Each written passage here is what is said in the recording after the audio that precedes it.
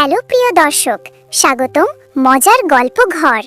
একটা ছোট্ট অনুরোধ, আমাদের এই মজার গল্প ঘর পেজটাকে ফলো করে রাখুন আর ইউটিউবে সাবস্ক্রাইব করে দিন। সাবস্ক্রাইব করলে নতুন কার্টুন গল্পের ভিডিও আপনার কাছে সবার আগে পৌঁছে যাবে। চলুন আজকের সুন্দর গল্পটা শুরু করি।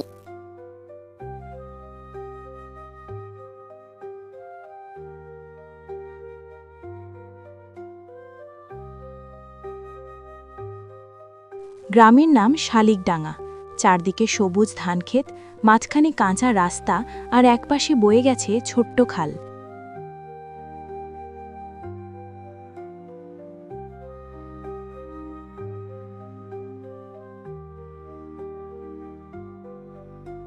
সেই গ্রামেই থাকতো এক মেয়ে, তার নাম রূপা। রূপার বয়স তখন মাত্র 10। এক ঝড়ের রাতে তার বাবা মা দুজনেই নদী পার হতে গিয়ে নৌকাডুবিতে মারা যায়। সেদিনের পর থেকেই রূপা হয়ে যায় এতিম।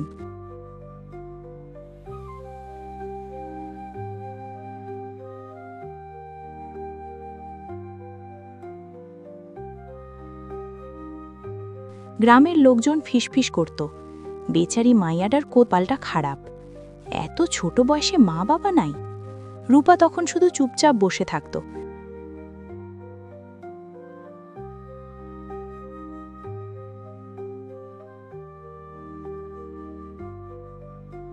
তার চোখে প্রশ্ন, আল্লাহ, তুমি আমারে একা কইরা দিলা কেন?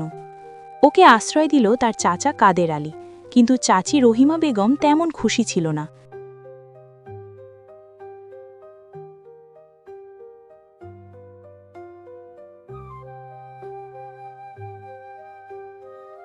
চাচি একদিন রেগে বলল, এই মায়াডারে লয়া কতদিন চলমু, খাইব কি?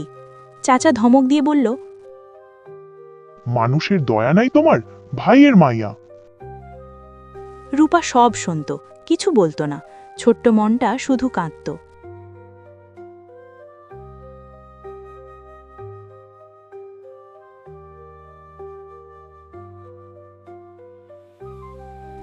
বয়স বাড়তে লাগলো, রূপা এখন 16 বছরের কিশোরী।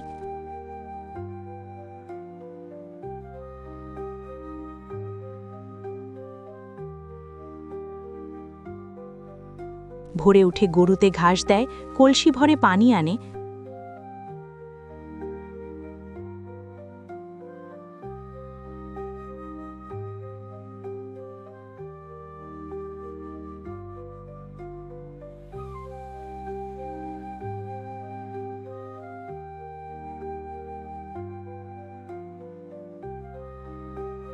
চাচির সঙ্গে রান্না করে।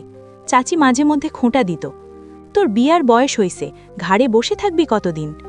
রূপা নরম গলায় বলতো, চাচি, আমি কাম করি না, আমি কি বোঝা? চাচি হেসে উঠত।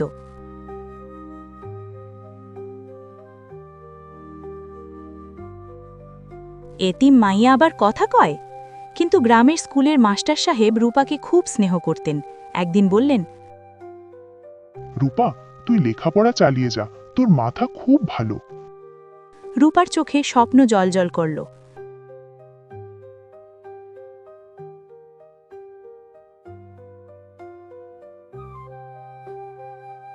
মাস্টার সাহেব, আমি কি মানুষ হইতে পারমু? পারবি মা, মানুষ মন দিয়ে মানুষ হয়। একদিন হঠাৎ গ্রামের ধনী পরিবার থেকে প্রস্তাব এলো। ছেলের নাম রাশেদ, শহরে চাকরি করে। চাচি খুশিতে আটখানা।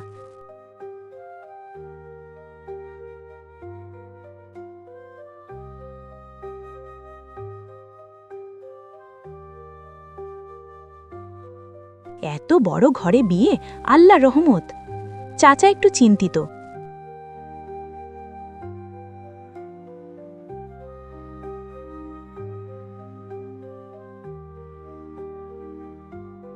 তারা এতিম মাইয়া নেবে তো? ঘটক বলল, ছেলে পক্ষ কইছে মাইয়া ভালো হইলেই হবে। রূপা চুপ করেছিল, তার বুকের ভেতর কাঁপুনি।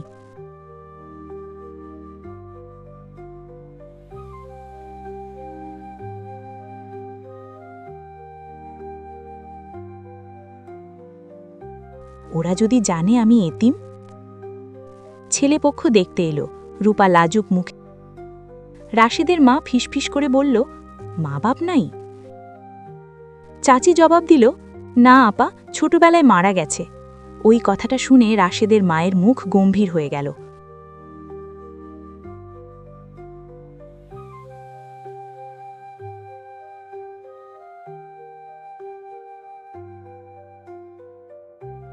এতিম মাইয়া, বংশের কি হবে? রূপার হাত কাঁপতে লাগল, ট্রি প্রায় পড়ে যাচ্ছিল।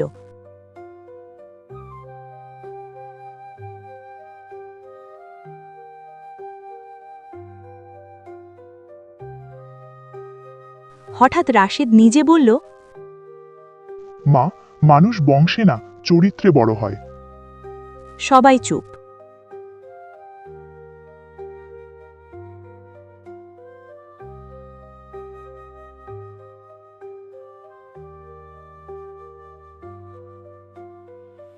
বাড়ি ফিরে রাশেদ তার মাকে বলল,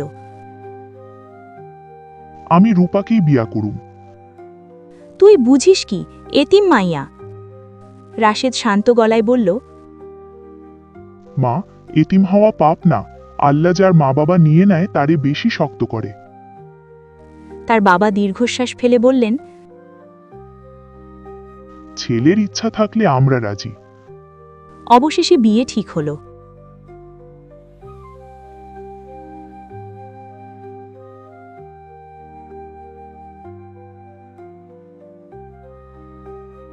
গায়ে হলুদের দিন, রূপার চোখ ভিজে আছে।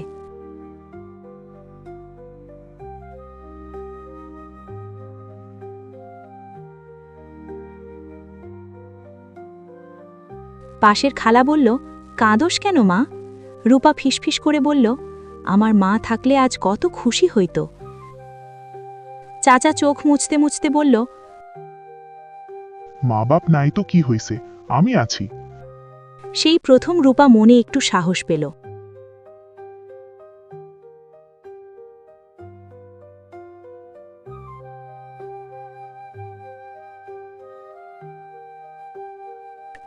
রাতের বিয়ে, আলো ঝলমলে উঠোন, মোল্লা সাহেব কবুল পড়াচ্ছেন।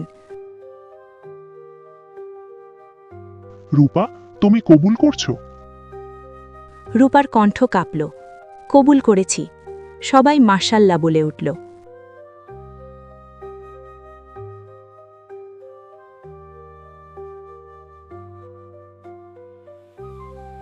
রাশেদ ধীরে বলল, ভয় পেও না, আমি আছি। রূপা তাকিয়ে দেখল প্রথমবার কেউ তাকে নিজের মানুষ বলে আশ্বাস দিচ্ছে।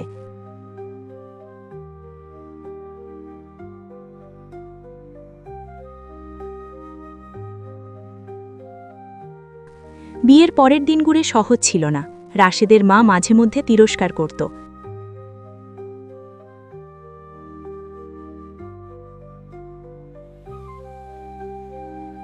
এতিম মায়া নিয়ম জানে না। রূপা চুপচাপ সহ্য করত। একদিন শ্বশুর অসুস্থ হয়ে পড়লেন। রূপা রাত জেগে সেবা করল।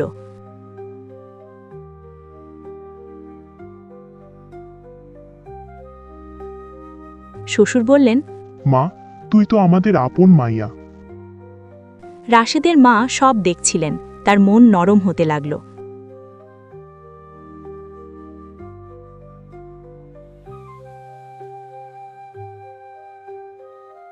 একদিন তিনি নিজে বললেন, মা, রূপা, আমারে ক্ষমা করো। রূপা অবাক। মা, আপনি কথা কইবেন না? সেই দিন থেকেই ঘরটা সত্যিকারের ঘর হয়ে উঠল।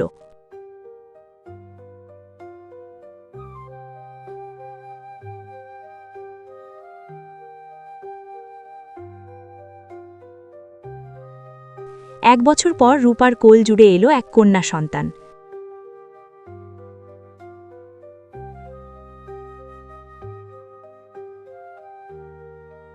রাশেদ হাসতে হাসতে বলল, এই আমাদের নতুন আলো।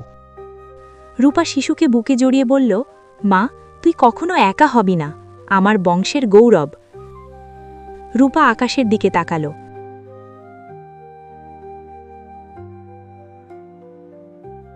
মনে মনে বলল, মা বাবা, দেখো আমি একা নাই আর। গ্রামের লোকজন এখন বলে, এতিম মাইয়া?